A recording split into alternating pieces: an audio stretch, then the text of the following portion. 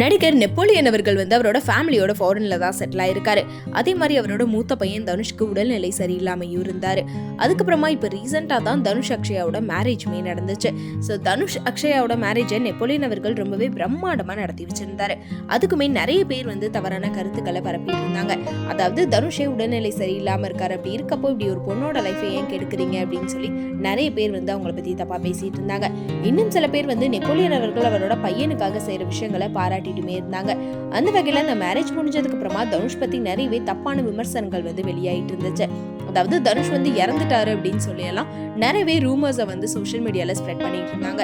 இதெல்லாம் பார்த்த நெப்போலியன் அவர்கள் என்ன பண்ணிட்டாருன்னா, இந்த மாதிரி என்னோட பையனை பத்தி தப்பான ரூமர்ஸ் எல்லாமே சோஷியல் மீடியால ஸ்ப்ரெட் ஆயிட்டு இருக்கு, இந்த மாதிரி பண்றவங்க மேல உரிய நடவடிக்கை எடுக்கணும் அப்படின்னு சொல்லி போலீஸ்ல கம்ப்ளைண்ட்மே கொடுத்திருந்தாங்க. ஸோ அந்த விஷயமே ஒரு பெரிய சர்ச்சையா தான் போயிட்டு இருந்துச்சு.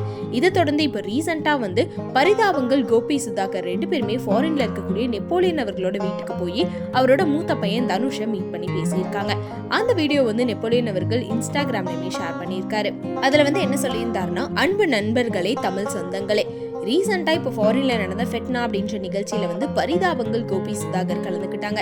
இந்த இளைய தலைமுறை எல்லாருமே கொண்டாடக்கூடிய ஒரு இளைஞர்கள் அப்படின்னு சொல்லலாம். ஸோ அந்த நிகழ்ச்சியில நானும் கலந்துக்கிட்டனால அவங்க ரெண்டு பேர்த்தையும் மீட் பண்ண முடிஞ்சிச்சு.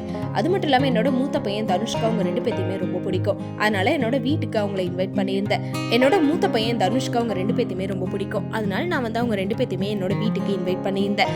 அவங்களும் நான் கூப்பிட்டதை மதிச்சு என்னோட வீட்டுக்கு என்னோட பையனையும் மீட் பண்ணி பேசியிருந்தாங்க.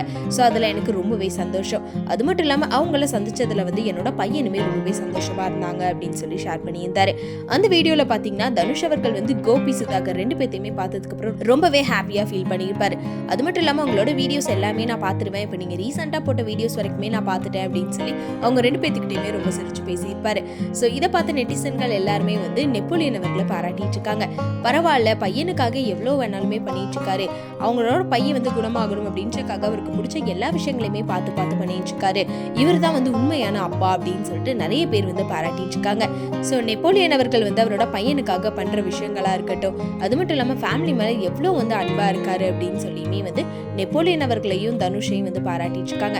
அது மட்டும் இல்லாம தனுஷை பத்தி தப்பான வீடியோஸ் போடுறவங்க எல்லாத்துக்குமே இதுக்கப்புறம் இந்த மாதிரி தப்பான வீடியோஸ் போடாதீங்க, ஏன்னா அவரோட பையனுக்காக அவரே ரொம்ப கஷ்டப்பட்டு இருக்காரு, இந்த இடத்துல ஏன் இந்த மாதிரி ரூமர்லாம் ஸ்ப்ரெட் பண்ணிட்டு இருக்கீங்க அப்படின்னு சொல்லியுமே நிறைய பேர் அவங்களுக்கு ஆதரவா பேசிட்டு இருக்காங்க. ஸோ இதை பத்தி நீங்க என்ன நினைக்கிறீங்க அப்படின்றத கமெண்ட்ல சொல்லிருங்க.